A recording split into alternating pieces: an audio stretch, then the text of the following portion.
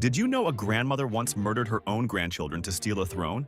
This is the shocking true story from the Bible.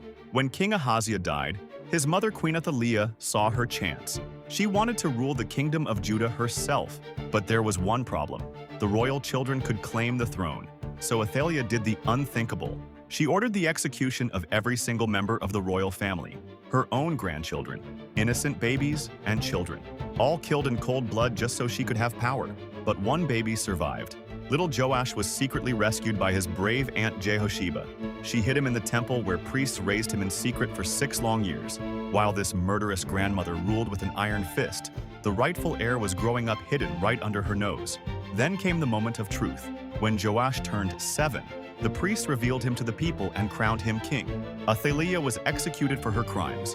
One hidden child preserved God's promise to David's family line forever.